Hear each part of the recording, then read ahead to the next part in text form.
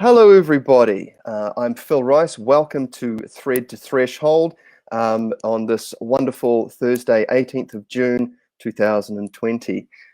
Today, I've got an absolutely wonderful special guest and friend, Sylvia Shanti Vowless. Now, we are starting a little bit later than scheduled, so we're just going to jump straight in. But I'm just going to read a little bit of a bio from the back of Sylvia's wonderful book, The Miracle Effect. And then we're going to bring her in and we'll get chatting. So here we go. So Sylvia Vowless, QSM, spiritual master teacher and inspirational worldwide speaker for over 3 decades, is an internationally recognized authority on Western ancient wisdom. Expressed in modern day terms, it empowers people to transform their lives. In 1996, she established the Melchizadek Academy International, OM Mystery School, to share this work. And without further ado, I'd like to bring Sylvia into the mix here. So I'll just click that and I'll click that. And 3, 2, 1. Oh, try that again. Hello, Sylvia. Oh, can you hear me, Sylvia? Can you hear me? I can hear you fine. I can hear you. Awesome, awesome. It looks like it's working. We've managed to work through this. Awesome. So, but the reason I wanted to bring you on today is because about 5 years ago we connected. We have a bit of an interesting personal connection story. I met you at the Tauhara Lodge in Taupo. I think it was the one night gathering where Bruce Lipton was speaking. And it turns out that you used to live in my home village of Howick, and you were a dance teacher, a ballet teacher, I believe. And I'll let you elaborate on that. But you were also connected to my family because you were my uncle's ballet teacher. And so, and I've read your book. I've read. I know a little bit of your story too. But I would love for you to share a little bit of your story. On your path, just to give the readers the listeners, watchers, a little bit of an insight into who you are and what you do. So please take the stage. Oh, golly. Well, I'll take it probably just from the spiritual angle or from the whole shebang from my time in Howick when I was a ballet teacher. I was a school teacher out there as well, and I had my ballet studio with several branches. But dancing was my love at that time, and I carried that on for about 40 odd years with a dance company that I set up called Korabuja. But I got a very stern sort of guidance, if you will, in meditation in about 1990, I think it was, that this was not what I said I would do in this lifetime, to the exclusion of else. And that my actual reason for my mission for this incarnation was to work on the spiritual, both on myself and being always a teacher to share what I uncovered. I've been doing it for about 50 years, studying the ancient wisdom teachings, the mystery school teachings of the Western cultures and sacred texts and so forth. So, yes, so since 1990, quietly behind the scenes before that, but then I started gingerly going out there publicly, if you will. And so the dancing had to go. So that's it in a nutshell. What's happened, apart from the teaching and organizing of events that you mentioned, which I love. At the moment, they're all on hold, of course. I now am writing much more, obviously idiom that people can access easily. And in fact, I've just started my 6th book, which is all about happiness made real, which is something I think that people perhaps could be helped by having a reminder of. And so I'm still doing the OM Mystery School, which is the Order of Melchizadek, it stands for. We have our own fellowship and our annual get-togethers, and we keep in touch, of course, people who have done the different trainings that I've been given to share. But we're all being given the understanding that everybody is needed, every person who works with the light in any way is needed now to share, to get out there and help folk who are waking up, and there's a lot of those, of course, now, as well as the ones who are already awake, to give them some understandings that they can actually begin to make sense of what's going on, especially this year. It's been crazy, as you know, and something to a foundation to rest their lives on, because a lot of people are feeling very shaken to their foundations, aren't they, right now? And so if you've got a spiritual awareness, to me, answer to navigating, the storms of life, and I think there's a lot more now to come worldwide, probably. But if you've got a sure foundation to rest, of knowing who you are, what you're here for, and where are you going, perhaps sometimes it helps too to have a bit of knowledge of that. You're not so likely to be shaken around like a little boat on a stormy sea. So I guess that's where I'm at the moment, and loving it still.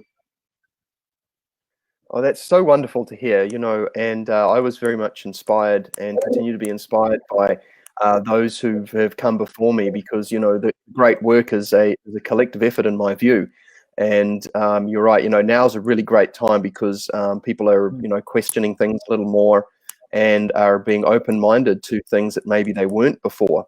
And something that I really liked that you brought up once was, I remember talking to you probably a few years back. We were talking about the conversation about working with guides and angels, and you said to me, "Look, Phil, something. You said to me, look, it's really important to get that direct line rather than going through intermediaries." And I'm all about cutting out the middleman, in a sense. So I don't know if you would like to speak to that somewhat, because I think that's quite important.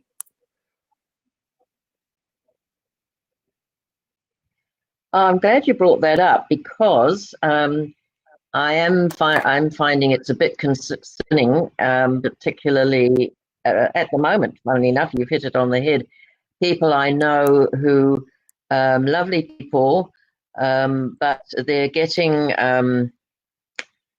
led down the garden path, shall we say, by believing in a lot of misinformation that's deliberately being put out there. As we know, there's the light and the dark. We're in a universe of polarity. So as the consciousness is rising worldwide, so of course are the activities of let's just say the dark side, whose agenda is simply to keep people asleep, keep them dumbed down, so that they are not progressing on their spiritual path and gaining more understanding of life and self-mastery and all of those things.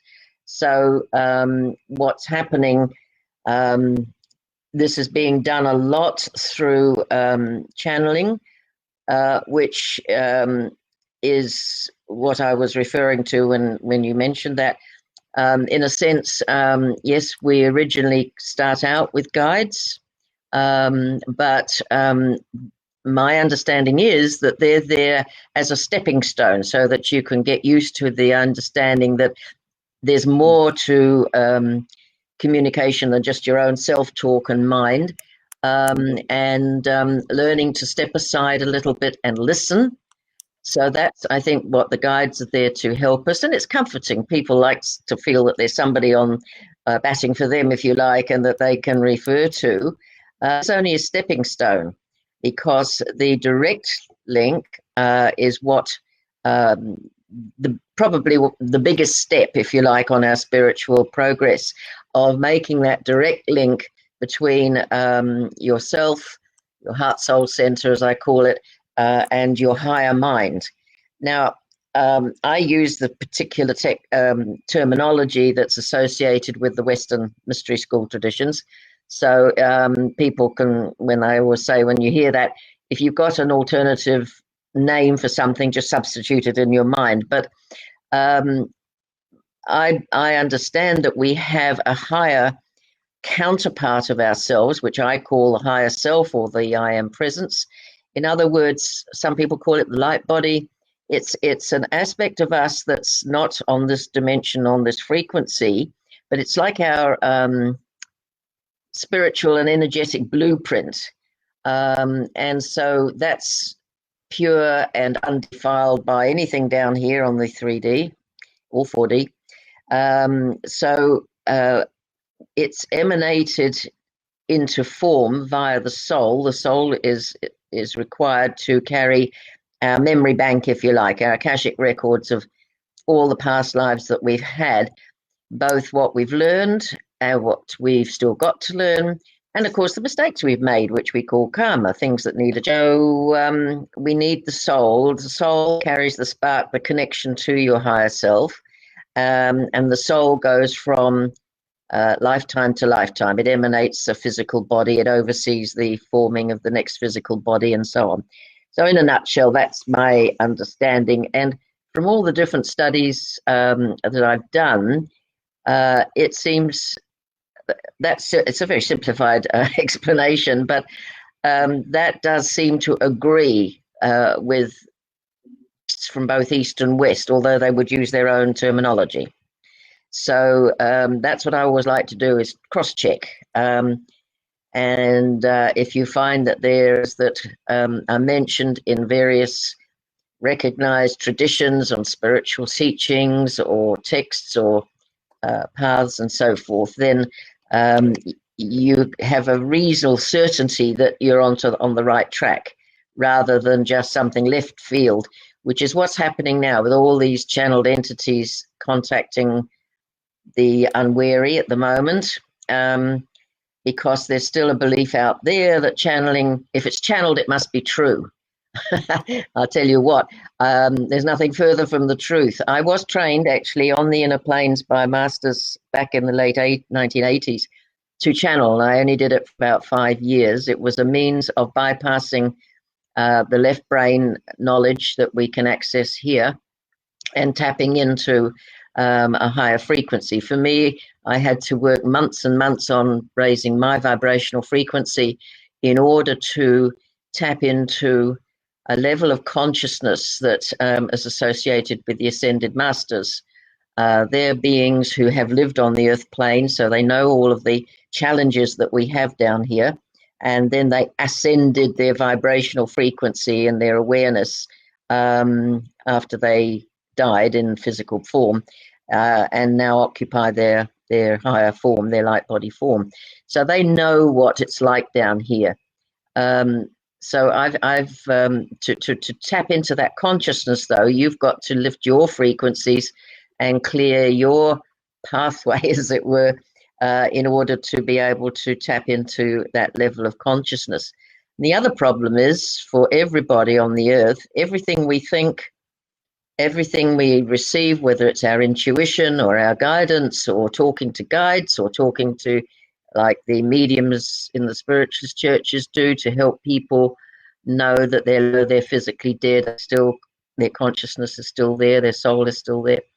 It doesn't matter what you're talking about. Everything has to go through our subconscious mind.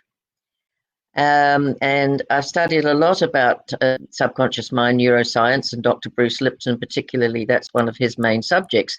And in the subconscious, I registered every belief we've ever taken on board, often unknowingly. When we're babies and children, we take it on from those around us. So obviously we don't question, from our culture, from our religions, from society, from schools, from wherever. So in our subconscious mind are programs and beliefs that if we examined them, we would find actually true for us now. We've moved on. But the problem is they're still running. And as neuroscience says, the subconscious is actually directing 95% of our lives. 95%. We go into default of the subconscious programs. So only 5% is when we're actually consciously thinking and creating and controlling. So to me, you've got to understand this. And it explains so much in my understanding why people who are want to believe one teacher or one channel or whatever, find that what's coming through doesn't agree with what somebody else says is coming through. Okay, they may be tapping into different sources, but always going through that individual's subconscious minds and picking up their beliefs and programs. So it's a fascinating field. And what I love now is that we've got all this neuroscientific research that are coming up with explaining how things work, how our mind works, and discernment and the subconscious and so on. It's a time of merging, in my opinion, scientific discoveries and understandings now with the spiritual. So it's really exciting. Wow, that is such a wonderful, so much to unpack with what you just shared there. But you're absolutely right. I mean, I was talking to a friend just recently about, they're having a little bit of trouble with their life at the moment. I said, look, there's many ways to start building your roadmap or discovering the roadmaps that are available and creating your own from what is available. And there's certainly many spiritual paths that can be observed, and information can be accrued and aggregated from there. You don't necessarily have to completely ascribe to one thing. You can have an eclectic approach of finding things. It's good to spend. I've found anyway. It's good to spend time in that land to become familiar with the landscape as well. But also, not to dismiss the importance of having a little bit of an understanding of the nature of psychology and neuroscience, because this is how the practical person. This has worked really well for me because I come up from a practical place, and this has helped me bridge these two realities in a sense. And like you said, these the gray area in the middle is becoming a little less foggy, a little less mysterious. And I still think there are probably lots of things. I recall a saying. I can't remember which book I read it in. It was in a wisdom text, a sacred text. It refers to, there are things which are known, things which are unknown, and the things which are unknowable. And we can make an effort to at least start exploring some of these unknown things, because for people who are suffering, there are certainly many ways to find their way out of the dark, and to know that generally, what I've discovered anyway, is that suffering is part of a process, and it's a part of a transition into another state of consciousness, if we have the courage and that to sort of see it as that. But yeah, what you're talking about the neuroscience research is fantastic, and Bruce Lipton is definitely a powerhouse on that. So please comment further.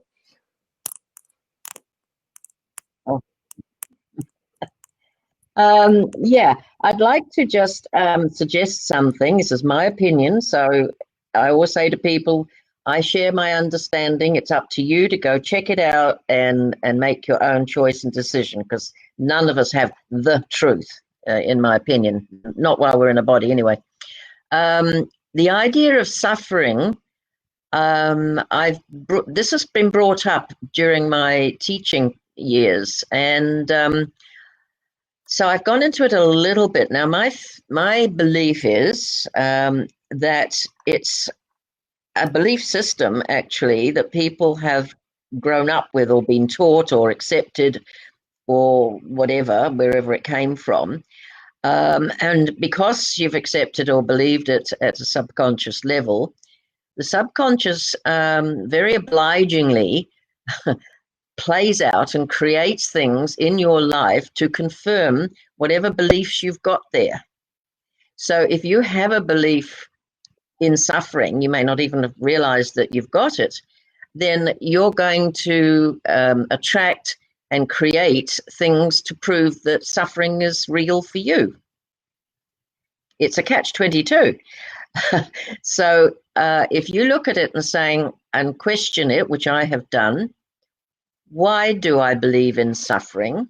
Okay, there is suffering in the world. I'm obviously not saying there isn't, but let's stick to the people, the blessed people on the planet like ourselves, who live in a Western and a developed country. So we've got education, got access to knowledge, and so forth. To me, suffering then can become a choice on a subconscious level. Yes, if we have an accident, we physically suffer, or those things. I'm not discounting all of those things can happen. But the innate belief that I've got to keep suffering, I've got to keep having things that are going to make me suffer, that is a belief program which personally I would suggest anyone, if they seem to keep repeating these experiences, have a look at, because in my view, I don't think that's necessary. I can only speak from my own experience and understanding. Some people have had horrendous childhoods and problems, illness and so forth, which obviously colours their belief system naturally. However, one thing we all can do is to choose whether or not we let our past experiences create our realities now and project into the future. In other words, how do we define ourselves now? Not back then, not denying it happened, but now can we move from it, acknowledge it, and say, okay, what can I do now to not keep recreating or not keep attracting these circumstances, conditions, relationships, whatever form it takes, perpetuate suffering? I believe we do have that innate power to look at this and certainly minimize it, if not delete it entirely, depending on your karmic path, of course. But, and here is, I think, the problem, one of the biggest problems facing humanity today, and that is we don't give ourselves time to think. We don't give ourselves time to what I call contemplate. Now, I use my mornings pretty well every morning to contemplate, to reflect, to be so quiet and removed from every day. I won't open my computer until probably midday at the earliest, or look at my phone or anything like that, because that immediately locks you into the 3D. This is my routine, and I'm fortunate that I've got the time I can do it this way. But everybody can make the time, and I mean make it sometimes, if you're busy, obviously working and so on with families, make the time to be introspective. And it's only when you can shut off temporarily, even if it's only 10 minutes a day, from all of the activities and thoughts and responsibility of your life, and give yourself time to be still, be quiet, to just reflect and allow. That's the time when you're able then to allow intuition, and then the next step, which is inner guidance, to come in from your higher mind. You're busy thinking and doing all the normal stuff. You can't hear it. Even if it was being broadcast, you wouldn't hear it. I use the analogy when I'm teaching is that it's like phone rings, you pick it up and you talk nonstop, and then you put it down. In other words, you've not given any time to stop and listen. So in our busy lives today, I think that's one of the biggest suggestions I'd like people who are, and that's everybody, whether or not you're suffering or not, to give yourself some reflection time. And if you can't do it every day, don't beat yourself up. Do it when and how often you possibly can.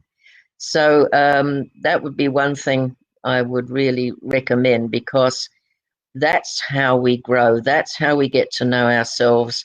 That's how we get answers to things that bother us or query us. That's how we can learn to tap into our higher mind, and when required, through what I call the inner voice, the still small voice, it's called in the scriptures. I call that the Holy Spirit in my language, but it doesn't matter what you call it. It will guide you if you allow it to, if you ask this higher guidance. And so for me, if I finished a project, for example, I will simply sit down or reflect and say, okay, bring into my conscious awareness my next most perfect step.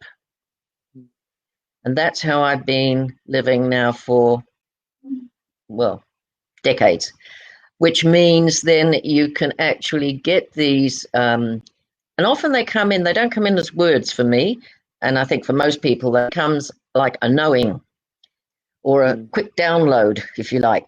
Or you may not get an answer when you first ask it. You go about your every day, and then something or someone will come into your attention, into your life, and you'll think, there's the answer. To me, I think that's a facility we've got, but most of us have forgotten. And I'm sure you're following yours in your way. And there's no one way, but if you look at all the traditions, they will all say, stop, be still. The Christian one says, I think in the Bible, something along the lines, be still and know that I am God. Well, if you believe in the God concept, then that's fine too. It's your God voice. It doesn't matter the words you use or the beliefs you have. It's a facility we've all got. And to me, that's the biggest step, I think, is being able to tune into that. The guides were there as an intermediary, but they were only there like guides to guide you on, to guide you forward. So that would be one thing I take away. The other thing is, if you like, I'm doing all the talking, but never mind. Please ask more. You said about how you introduced it. But anyway, my answer is that why are we here? I've done my own research, which I love. I love study and research. It's one of my things. And I've found that in every text, every sacred text or tradition or path or even religion in the world, I have found that there are certain, call them whatever you like. I call them life principles. In a spiritual sense, I call them initiations. In an everyday sense, I call them or challenges. Doesn't matter the terminology. To guide humanity forward. And so I've been, my last 30 years, I was given these in one of my first books, Soul Education, through the Saint Germain consciousness that alerted me to it. And it's just been simply enumerated as 10 main principles. I'm not saying there aren't more, but there are 10 that you can sum it up in. And being a teacher, I like things that you can tabulate because then if you want to share it, you can, you've got something to a framework. So, those tools, I think, help everybody, and they're in every. And I've taken my the opportunities where I could. I've spoken to Hindu priests, I've spoken to Mormons, I've spoken to obviously Christians, I've spoken to Jews. I've used whatever I could to speak to people from different traditions and just run some of these past them. And yes, of course, they all agree. So to me, that means they've got some substance. I don't think they're man-made. I think they were there to guide us from the beginning, whatever you want to call that original creation and guidance of humanity, to wake ourselves up and eventually to make the return journey home, however you phrase that. And there's lots of ways of putting that too. I have my own language. So I'm sure you would understand that, Phil. Let me give you a couple so that you can see where I'm going. The basic one that everybody in the world believes at this sort of question is, how do I live love? Now, love in itself is a noun, and it's a very vague and abstract thing. You can't touch love, you can't feel it, you can't poke it, you can't do anything. So it's a verb. You've got to use it, to me, as a verb. How do I live in a loving way? How to become a loving person in my thoughts, in my words, in my actions? So love, and its partner is forgiveness. As you know, a lot of people can't forgive, and so they're hanging on to that past guilt and or negative frequency, which will drag you down, because love is probably the highest vibrational frequency we can access while we're in a physical body. So that I don't think anybody would disagree with that, would they? So that's one of the 10.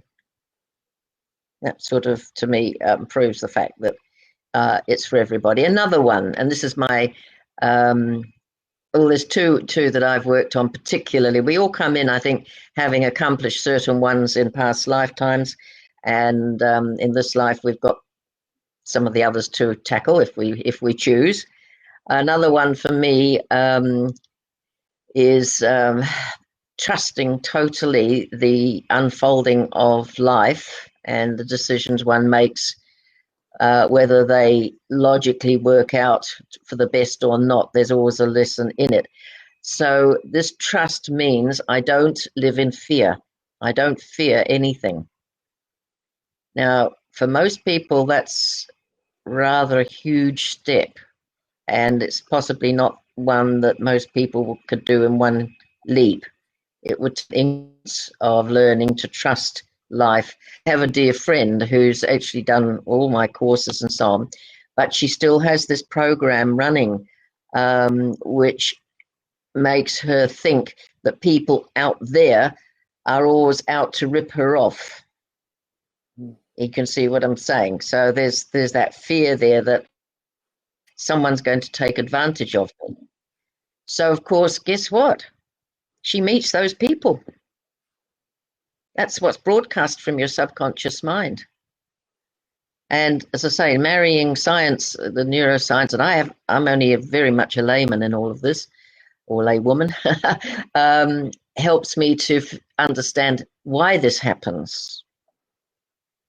So that's another example. I can give you more if you're interested, but you can see what I'm saying. They're principles. They're things that everyone can relate to in some form or another.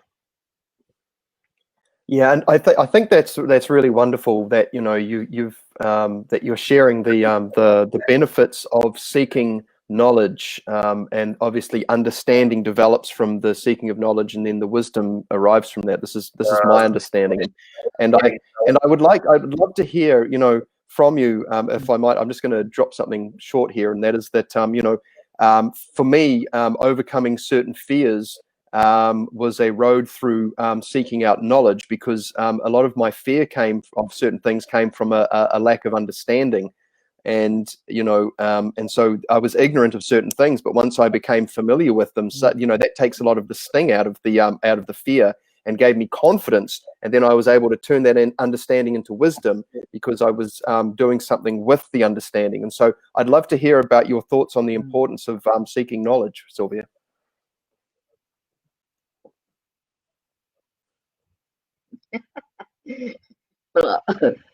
Well, in a nutshell, I'd say, isn't that what we're here for? Is knowledge about, it depends what kind of knowledge. Obviously, there's book knowledge, there's intellectual knowledge, there's knowledge to master a certain skill or art or whatever. But the basic knowledge I think that we're all here for is knowledge of self. I remember visiting the ruins at Delphi in Greece. And above the where used to be the temple of Delphi, it's in ruins now. Yeah, but there is a stone above. It would have been above the entrance, and what it says is, this is translated, "Know thyself." And I think that sums it up. People don't know themselves. They don't know what drives them. They don't know why they react in certain ways. And so it's a habit. You just keep reacting in the same way until you again stop and reflect and saying, is this serving me now? Why am I upset at such and such a thing?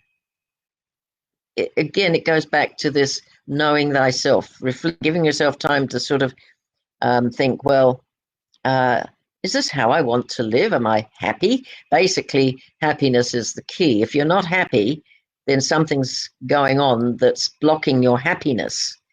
I've just started my 6th book, and it's about happiness.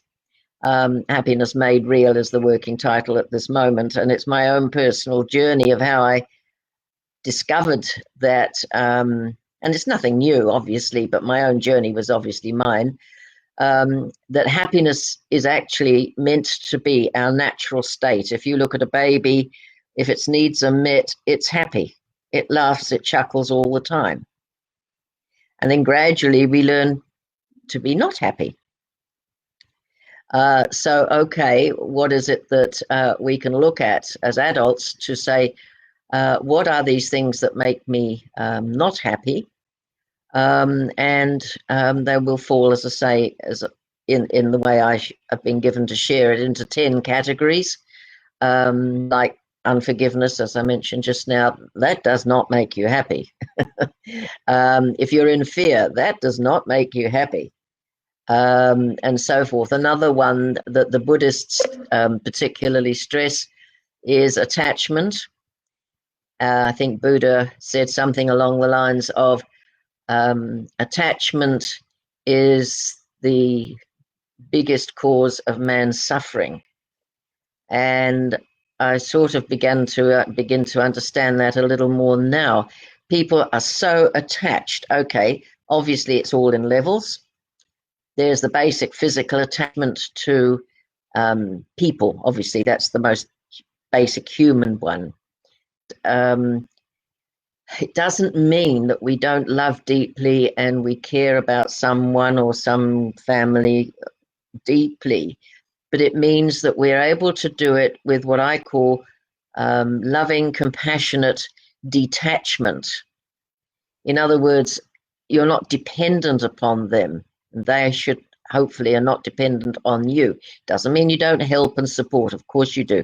But it's that dependence as opposed to independence, because if you think about it, the good old adage, we came in alone and we leave this earth alone. So independence is part of our journey of freedom, I think. Freedom to have independent thought, to live our life as sovereign beings, how we choose to live it, and not be dictated to by other people, by family expectations, by cultural traditions. All of this, to me, gets in the way. And fortunately, as I say, in our society, we are free in that sense. We are free to believe, even if you want to believe the earth is flat, it doesn't matter. You're allowed to. It's okay. Other societies, of course, are not. So I think we're very, very blessed in our Western developed countries to have that freedom, and we tend to take it for granted. I always remember a saying that I got sort of given to me from the Saint Germain level of consciousness, to the effect that the biggest challenge humans are facing, or one of the biggest ones these days, is apathy. In other words, I can't be bothered taking back my power. I can't be bothered giving myself time to reflect. I can't be bothered doing this and that and the other. And I think you think about it, that's pretty true. Well, when people are sort of living so much in the outside world as well, I mean, there's a lot to just go, what's the point? Like it seems that, there's a lot going on, especially right now, that, can make us feel disempowered. And but there's so much to be gained, like you said. What you said before about introspection, contemplation, these are such powerful tools. I mean, since employing them into my own life, I've had wonderful insights. I've found the way through. I found the next cobblestone to put my foot on. I've been able to I put a post up the other day and I got a lot of great feedback on it, and it was basically saying, sometimes it's not actually the thing that you're thinking about, it's actually your frame of mind. And and getting your head in a good space can be, looking at it from the various angles, changing the lens, so to speak, or cleaning the lens through introspection, through contemplation, or just sitting down and just letting yourself relax. It's amazing how we can get so emotionally triggered, or however it is, into things that are actually just not true. And I'd love to hear your thoughts on Exactly.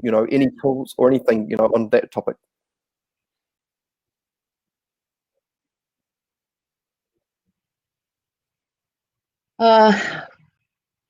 Well, you've more or less summed it up. For me, is giving yourself that time, but also examining logically. People, in general, we all do it, react to situations rather than be proactive. And so when there's situations, as in the world today, that's dominated by fear, particularly of illness, there's other people going into all of this stuff about world domination and you name it, all of which has possibly got truth in it. It's no point in denying it. But if it's creating uncertainty and fear in you, is that serving you? I submit that it's not. I always remember, I think it was Sai Baba who said, no, it wasn't. Sorry, it was the Dalai Lama, who I think is an amazing example. And he said, to paraphrase his words, if you're concerned about something that you can't do anything about, worry. If you're concerned about something you can do something about, why worry? And I think that summed it up. In other words, be proactive if you can. If it's something major in the world that you can't, acknowledge it, accept it, but choose whether or not it's going to blight your life. Because as we know, fear, it comes back to fear, doesn't it? Basically, fear debilitates us, it can paralyze us, and unfortunately, fear attracts to us what it is that we're fearing, what we're putting our focus on. So, and I give examples, and you can check this out, anyone can check this out yourself. For example, you may know somebody who seems to be what they call accident prone, or somebody who seems to have been burgled not just once but many times. Now, to my mind, there's no such thing as that sense. To my mind, the reason, or one of the big reasons, the motivators in again the subconscious, is that they fear, because it's happened once. They have this deep fear that it's going to happen again, and so it does. And then that reinforces that fear, and so it happens again. You think about it. Most people who have had anything major, like, as I say, burglaries or accidents or whatever, tend not to have had just one. Okay, there are exceptions, of course, but I think if you look at it in general, I'm generalizing, obviously, and probably people who are listening to your work here possibly are more aware than others, but in general, the public tends to do that. So it's the big what ifs, the bogeymen, what if it happens again? What if da da da da da?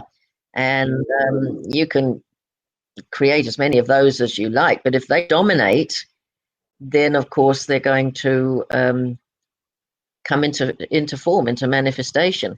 I had, when I was living in Howick, I had a major car accident on the way out to I had intended to go to, and car skidded on the Pakuranga highway. It had just started raining and so on, and rolled and all the rest of it. And I ended up in hospital for 4 months with a broken back. And in those days, all they could do was to keep you in casts that you could be moved in, but you just lay there for 4 months while the bones healed, because the spinal. The spine in that sense. Whereas these days, if somebody does a similar thing, they put steel rods and screws and so on, so you can actually go out and live life again. But in those days, in the 60s, there was nothing for it but to lie there. And for me,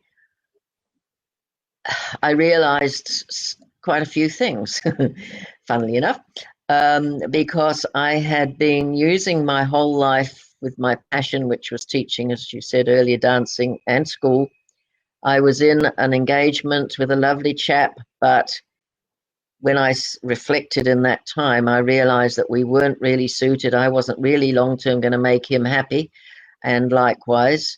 And so there were major changes that occurred from that forced introspection, forced reflection. So to me, I created, I think, from the soul level, that accident to stop me in my tracks, because I was so busy teaching 7 days a week and doing theatre work in the evenings as well, and all the rest of it. I never gave myself time to think.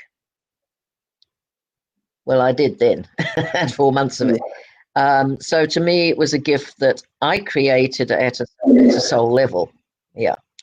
So I'm using that as an illustration, because sometimes these accidents or so on may have a deeper purpose. Not always, but may have a deeper purpose. So it always pays to reflect on things, like you said, suffering, and seeing, is it trying to tell you something? Is your soul trying to get your attention? And yeah, I think my own personal experiences is that when I look to take value from any and all situations, whether they might be pleasant or otherwise, suddenly all the experiences are useful to me in learning about myself and learning about further about the nature of reality. And I think that when you switch your worldview slightly towards that, and having a little bit more of I guess finding the value of what you might call the crap in your life, if you want to use a negative phrase like that, or just for fun, But when things happen, how is this useful? What can I take from it? And what it becomes less. It becomes something you almost move, or what you're viewing it from the outside, like you containerize it and put it outside of yourself, and you're objectifying it, going, okay, what can I take from this? How can I learn? How can I grow? And that has been a very, very useful tool for me. And Sylvia, I just want to say we're coming up on 3:30, and I know we agreed to finish at 3:30, and we started a bit later. But if you're available for about another 10 to 15 minutes, we can carry on a bit if you're free. Yes. Yep. Oh, you are? Oh, fantastic. Because I would most definitely like to, if there was anything else you wanted to discuss, or if you wanted to take this time to maybe talk about some of the information you've got available on your website, give yourself a little bit of shameless promotion, because you've got so much to offer. You've got 2 wonderful websites, and like you said, a number of published materials. And I would very much like, to give you the space to talk about these, and how people can use them to, add some value or help them with their lives, please. Yeah. Well, thank you very much for that opportunity, Phil. One thing I don't have a skill in is marketing or publicity, so I forget to use even situations when they come. So thank you for reminding and offering that to me. Just to say, another way of putting what we've been talking about is to change your mindset. Is a way that people do tend to relate to, I found, because we make up our mind. We set our mind in certain ways based on our past experiences, based on our upbringing, and so forth. And it's another way of, as you say, perspective, the lens on the world. But the mindset, if it's set in stone, as it were, nothing is going to change. Nothing's going to improve. You've more or less put yourself in a situation where you're stuck. You're stuck in that particular view of your life, of the world, or whatever.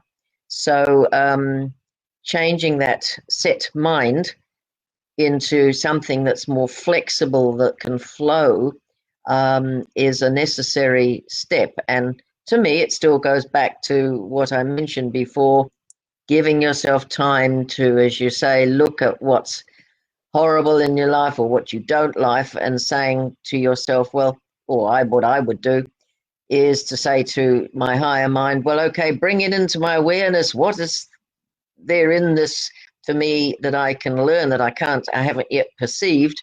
Bring it into my conscious awareness of what it's showing me, and from that, how to change my normal, whether it's mindset or reaction or activity or whatever it might be.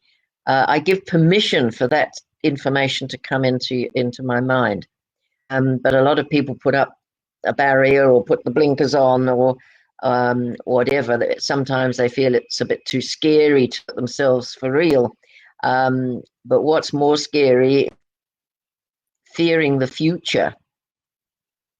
There was one saying I came across years ago: when you fear something, it's like looking in the face of the big lion that represents the fear, and when you turn and face it, you see it's a little pussycat. And it was just a pictorial way of seeing it. And my mother, bless her, she was not spiritually inclined at all in the beginning, but she brought me up to look at this in another way, and that was, if there's something you're worried about happening, or what if, think just once, what is the worst case scenario? What's the worst that could happen? And once you've faced it once, let it go and think, well, anything else now is going to be better than that.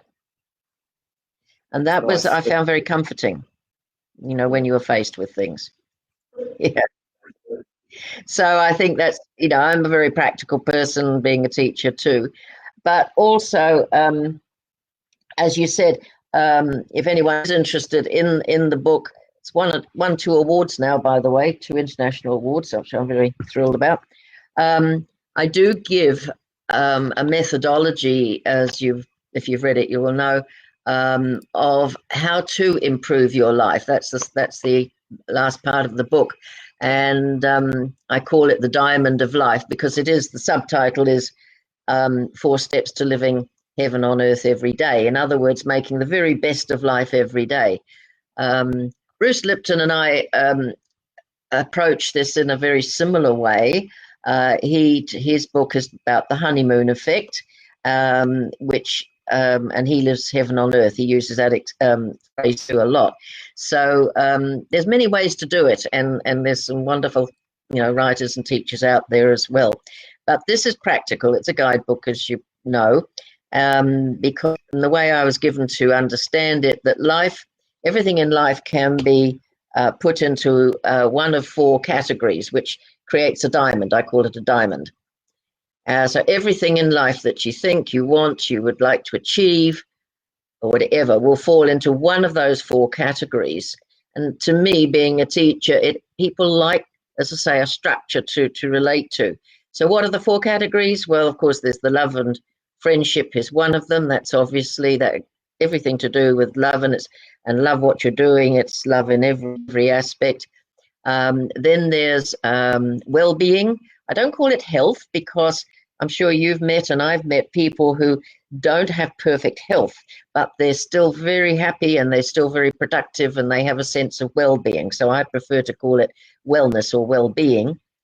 Then, of course, there abundance, which everybody has their own interpretation of. And yes, it includes money, because money is simply an energy exchange and we need it while we're living here in the 3D. So there's nothing wrong with creating and attracting abundance of all kinds. But it's abundance of everything: abundance of love and friendship, abundance of satisfaction and fulfillment, abundance of new ideas and insights, whatever it is. It's abundance of all kinds.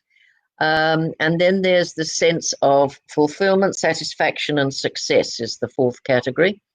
And that can be in any area or activity of your life. It doesn't matter whether you're a prosperous business person or whether you're just a humble little granny at home, or it doesn't matter who or what you are. Everyone has a right to satisfaction, fulfillment, and success in being and enjoying and doing whatever it is that makes them happy, or adds to their happiness is a better phrase. Makes your heart sing, something you love doing. And people who find something that really excites them, it's not work anymore, it's a passion and you're living it. And it's tapping into our higher capabilities that everyone's got, but we tend not to even be aware of, let alone bring into action in everyday life. So that's why I was also guided to write this book, which was published. Where's the camera? Is that the camera? There you go. I am Can't see the Superman. camera anyway. Last, I Am Super Me. It's a kid's book. It's roughly for children between, say, 4 and 8. It was originally, the idea was to write it for my grandchildren, who are still in that age group, but it became, as I was guided to write it, it became a book like for anybody. It's got beautiful illustrations. I was guided to the perfect, this is being, like you can see, being dream what you want to be. You can see the different occupations there and so forth. You can be whatever you want to be, because super me is simply that part of you that can dream big, that can go out and achieve what it is. And that applies to everybody. But if you can bring this into children's thinking at an early age, then they have far more chance of living to their full potential in their life. So that's and another to the idea of a superhero, because kids have the Superman and Spider-Man and Wonder Woman and all of those. So they love that idea of superheroes. So realizing that they actually are a superhero, they can live like that too. So these are some of the things that I've been blessed to facilitate, shall we say. And then there's the other things I offer is I'm making more and more videos now, because we seem to have gone into a whole state, I think partly because of the lockdown, where people like online information. So I'm probably today going to do a couple of videos about that I'm hearing people are questioning at the moment. It's like I'm calling it the Aum series of questions and answers. People that I get in my meeting groups. I have public meetings, by the way, just starting back, meditation and spiritual discussion groups. One's an evening one on a Monday, and one's a daytime one on a Tuesday. I'm on the North Shore for anyone that's interested. There, it's open to anybody. And so these little things, you know, can all contribute, where people say, well, I've got no one I can discuss this with. Well, okay. And why can't other people set up these groups too? I mean, I'm just the facilitator, basically. So ways that we can help each other, in my opinion. The other thing I offer personally, as you suggested I mention, I do one-on-one consultations. I call them soul purpose and potential consultations, or readings, if you will, to help people. I set up a soul scope for somebody, which gives me a doorway in, a very quick doorway through esoteric numerology, as to what their soul wants to look at or work on or complete or address, or whatever it may be in this particular lifetime. So and also the karmic issues and so forth. So those are just some of the ways that I like to share what I've discovered, and it makes my life so wonderful and happy. And I can understand, I think, where I'm going. Not that we don't all get surprises at times, of course we do. That's part of life. But look, I just suggest, if people like to know more, if you go on to, I think if you go onto YouTube, probably, I haven't tried it, but I imagine if you mind, see, I've done about 4 dozen videos already that are available on YouTube, but ranging from getting your intuition and guidance better online to using magic words, because the power of the word, I call them magic, the power of the word has been well documented now, that what we speak, it's yours, that you're putting into your voice, and your words, you're giving them energy, and so they have a vibration, and so they can either attract or repel, or create or destroy. So knowing what words are going to work for you is helpful. So there's all those sorts of different videos there available.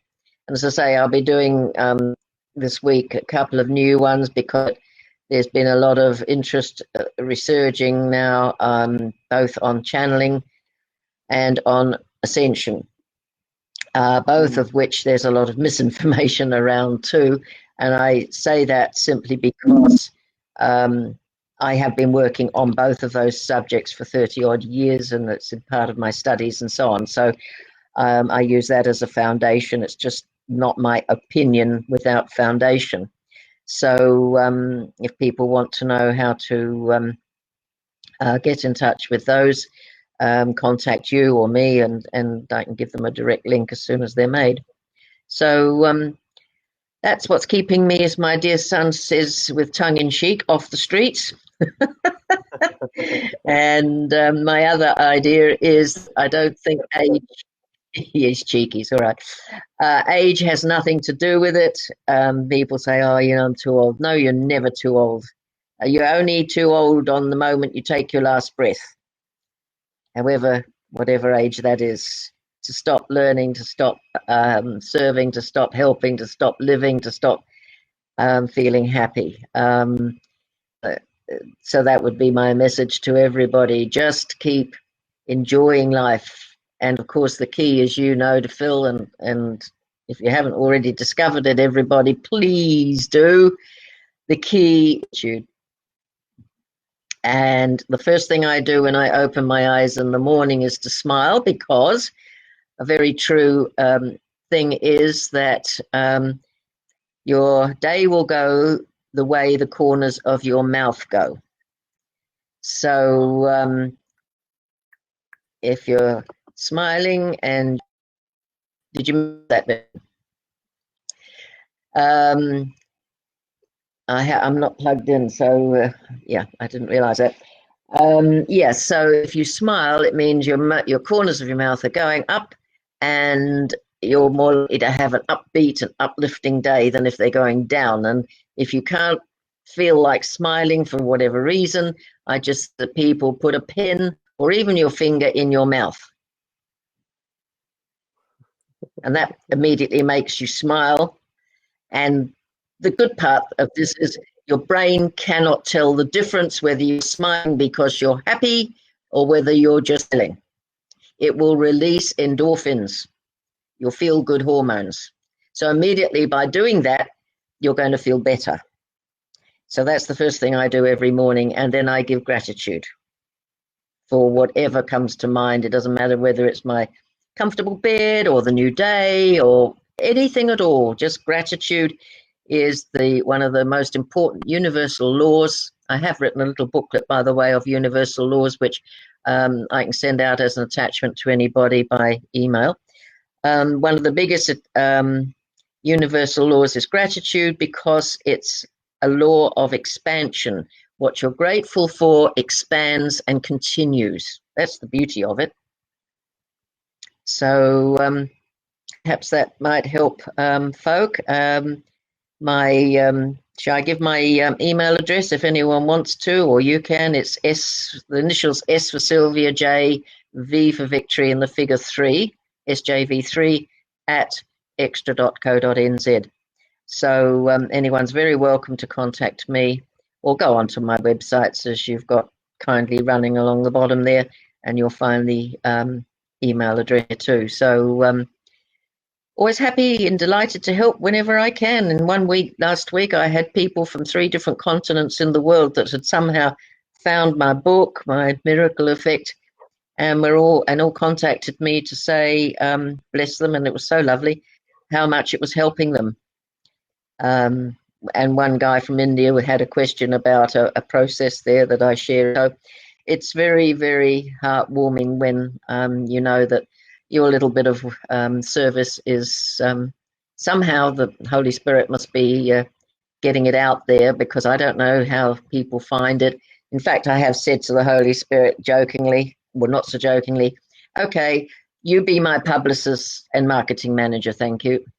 So that anything I can, my work that can help get it out there to the people that it will resonate with. So I'd like to also thank you, Phil, for what you're doing. I think it's a very valuable service, and we need people like you. And may your work and your service expand as well, and bring you wonderful satisfaction, fulfillment, and returns in whatever way you would like.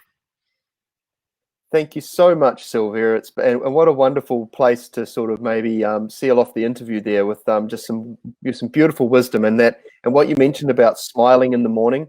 I share that with other people too, and I heard a great acronym, SMILE, meaning Start My Internal Love Engine, and I thank you so much, dear Sylvia. You've shared so much wonderful wisdom, I and love you've got yeah, it's pretty good, eh? And I'm really looking forward to. I'm going to pull this video down. I'm going to put it on YouTube, and I'll put your contact details and your email address, and also your website, so people, when they watch it on YouTube, can also access this. I want to say thank you so much for your service to humanity, and especially during these times when people are looking for useful teachings. And I'm so grateful that you're in the world, sister, and thank you so much for your service to humanity.